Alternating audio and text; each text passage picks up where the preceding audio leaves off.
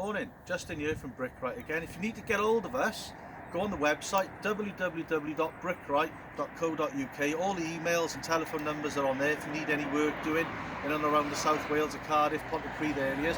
Soakaway, part 3. This was going to be the last section, but we've decided to change it up a little bit. And I have to thank one of the boys who commented on there, Mr. Tim Conway. Tim, you gave me a top tip, and this is what the YouTube channel for us is all about, so we'll get to that. So we've put this soakaway in now, we put the crates in, we put the weed membrane all the way around it, we put the chippings or the pea gravel all the way around that, as explained on the previous video. We've now, well, we put more than 100mm on top, haven't we, and more than 100mm, so we've over-engineered it as we always do. We've now put this leftover weed membrane on top, and we're now going to put this earth on top. But the twist is, if you follow me to here, I mentioned, explained to people on YouTube that we were going to put, where Brad has put that pipe up there, sticking up out the ground with a plastic on it, Fraser's showing you, we were going to put a back inlet gully on there so you could rod it if need be, and you could clean it out. But Tim Conway suggested, and I've never heard of this, never done this before myself, so Tim suggested that we get a silt trap to put by here. So what that means is the water will come down here, forget about the gully now, the water will come down here, it'll go into this silt trap, and what you can do, you can get is like a bucket with a filter on inside it, like a chamber. You put your hand in, pull that bucket with a filter out, because I've investigated this now all over the weekend, and then you can clean it out, close the filter down, put that back together, and any silt collects in there will not get into that soakaway, so it just prolongs the life of the soakaway.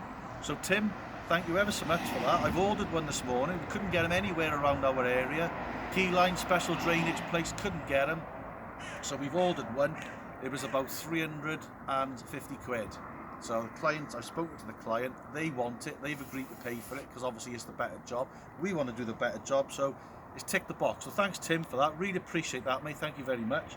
So soakaways, other points to know about soakaways. I was asked on the weekend about how do I know how big the soakaway has to be. There was a rough gauge.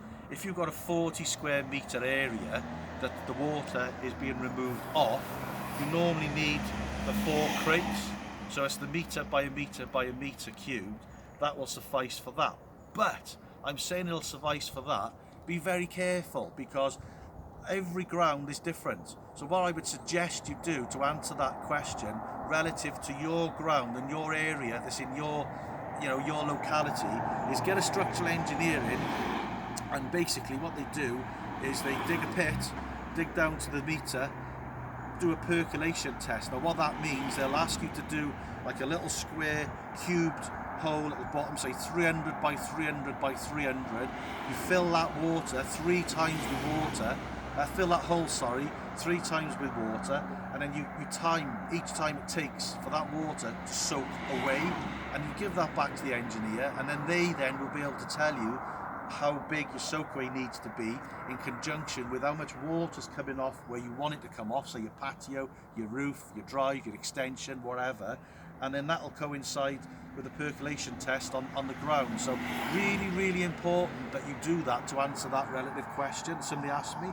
Other thing is, if you're going to be doing soakaway in conjunction with a patio or a drive or a house or whatever it may be, really, and it might depend on your locality again with different areas, but you need to do 5 metres away from any dwelling, from any house, and that's what we work to in South Wales. So it may be different for other parts of the UK or other parts of the world, so double check on that. So a couple of tips there for you. So we're going to do this, we're going to hold the job up now, we're not going to be able to fill this in. This silt trap is going to take about 3 to 5 working days. We don't stop, we're not going to be able to finish it, but the good thing is when we do finish it, it's the proper job. It's a good job, it's the best job, so we don't mind stopping and carrying on with other things to get that good job in. So if you come over here now then, what we've done over here is Brad's done this now this morning. So we've put this other section of soakaway in.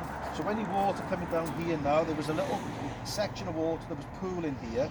So we've put like a French drain, put a perforated pipe in there, and we filled that up with chippings, and we're going to wrap it in weed membrane, and then if it does overflow and it does back up, we We've got a pipe, a T-piece joining onto this, which is going to be for the eco drains for the drive, and then those two pipes come into one pipe, which is then going to be fed into the silt trap down into there. So we will show you, we will come back to it and show you the finished article, and we will show you how the silt trap works. We've got to master it ourselves, which I'm sure we will, and so that's it. That's where we are with it at the moment. So you know, it's looking good.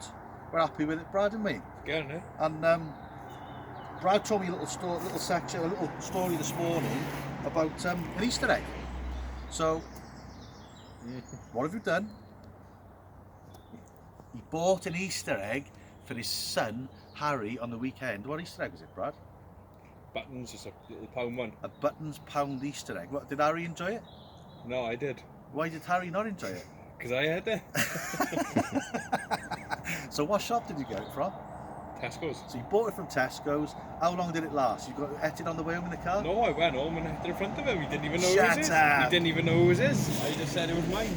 How many of you people out there nick your kids' sweets and chocolate? Leave them in the comments below, because this man is eating his kid's Easter egg, his chocolate Buttons Easter egg. You want to be absolutely Just so you ashamed of know, yourself. he had lots of sweets. I bought them already, so he didn't eat them all. So I bought Bugger and I'm having Easter. But any leftover sweets he has and he wants to eat them for the next day, you don't get a chance then, does he? Because you've eaten them all, haven't you? No, I don't do sweets. I just have chocolate. He's absolutely full of crap. He's trying to make excuses, and it don't work, Brad. I don't like sweets. I don't do sweets. He's a liar. If we had Haribo sweets now in the front of the van, right, what would you do with them? I wouldn't eat them. You lying little git, because you've eaten them before. Yeah. Anyway, a little bit of banter for you. So I thought you'd like that one, because you know what he's like with his chocolate and his cream eggs and stuff. So he told me that this morning. So we thought we'd share it with you. It's a beautiful day. Everyone's smiling. We'll bring you some more footage. Take care. Stay safe. See you on the next one. Cheers.